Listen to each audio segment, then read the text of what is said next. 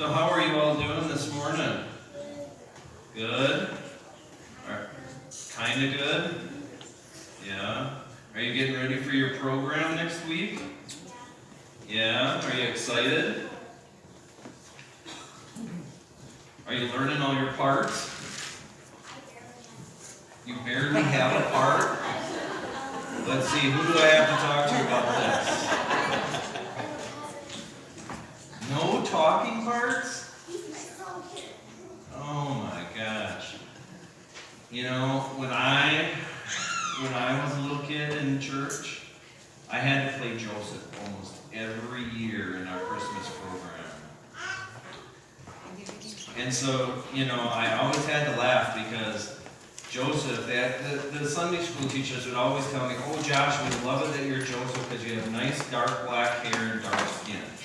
And Joseph always had a lot of lines to say in the program. You know, like the three wise guys would come up and they'd say, "Well, this is my gift of gold and this is my gift of frankincense."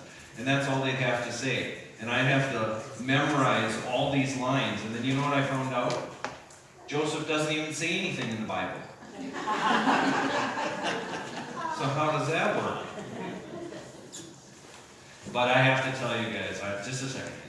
I'm really excited for the program that you're going to put on for us next week because I think we're going to learn a lot and we're going to be able to worship God in a really fun way.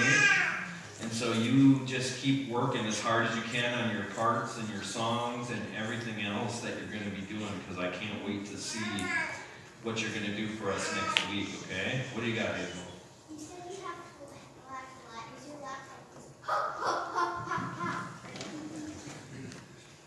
Generally, I try not to laugh out loud because it's kind of embarrassing, so I just kind of roll like this. All right. So we are in our second week of what? What did we talk about this last week? Remember what this is called? You weren't? Okay, so let's see if somebody that was here, what's this wreath called? Starts with an A, an Advent wreath.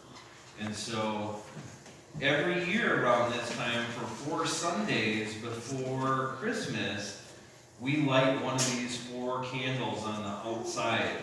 And then on Christmas Day, or in our tradition on Christmas Eve, we light the center candle, which is the Christ candle, which celebrates Jesus' birth and God coming down to earth. Okay? So last week we lit this candle over here, I think. Or was this one, maybe. So we lit this candle. What last week was our theme? What did we talk about last week?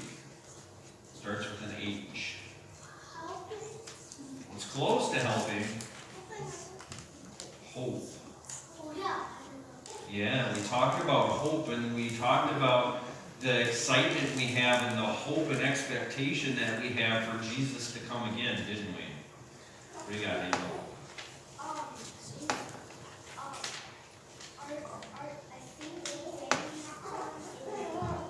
Not love today. Today we are going to talk about peace. Peace, that's right. Okay, so what does peace mean? In school, that's what it means, right?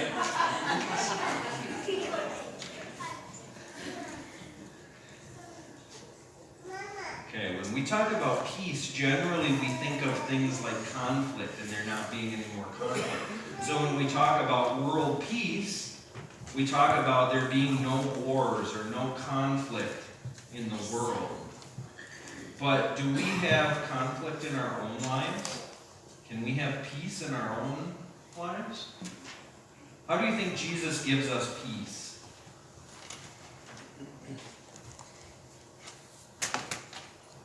Well, have you ever had to take a test at school? Yeah, you feel kind of nervous. You worry if you're going to get the answers right. You worry if you're going to pass the test, right? But when we have Jesus in our heart and we've done the work the teacher asked us to do before the test, and we take a little time to study, guess what? we can have peace in our heart going into that test and know that no matter how good we do, as long as we do our best, no matter how good we do, that everything is going to be okay. Because all of us that sit out here, all of us adults, I don't think there's anybody here, and if anybody raises their hand back there, you point them out to me immediately. I don't think there's anybody here that's gotten all the right answers or never made a mistake. Okay? No, I make mistakes all the time. I wish I was perfect, but I'm not. Okay? And so that's one of the things, is that we can have peace in our heart because Jesus is there. So maybe things aren't going well at home. Maybe we get in a fight with our brother and sister, or we get in a fight with mom and dad. We can have peace because God, we can allow Jesus to work and work in our hearts. And we go and then we say, you know what? Mom, dad, brother, sister, I'm sorry for the way I acted. That wasn't right. And we ask Jesus, you know, I'm having a fight with my mom and dad or my brother and sister. Can you give me your peace? Okay? Can you help me resolve the problem that's there? Okay? All right? So I need some help again today. So here, we'll just do this. You want to light it? All right, can you read for me? All right, can you read the scripture today? This little paragraph right here. So our scripture reading for our Advent today comes from Isaiah chapter 40, verses 3 through 5. In the wilderness, be right, wait for the Lord, make the straight in the highway. Lord God, every valley shall be raised up, every mountain and hill made low, ground shall be leveled, the rough place a plain, and the glory of the Lord will be exalted. And the people will see together, for the mouth of the Lord has spoken. Nice. Good job. Thank you. So today we will relight the candle of hope and expectation. Let this candle remind us of the great hope we have in Christ the Messiah and in God's promises.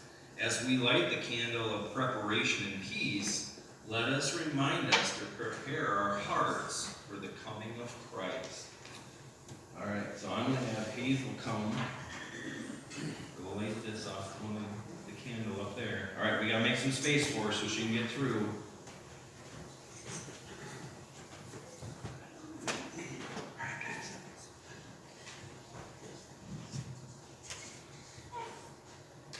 Okay, so we'll light last week's candle, which is the candle of hope.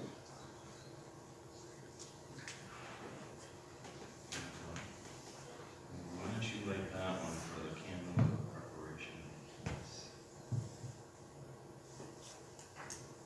There we go, you can blow that off.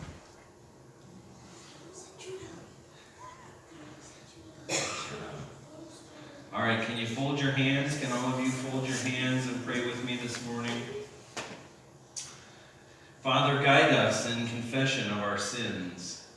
We know that in the greatness of your love, you have promised to forgive us.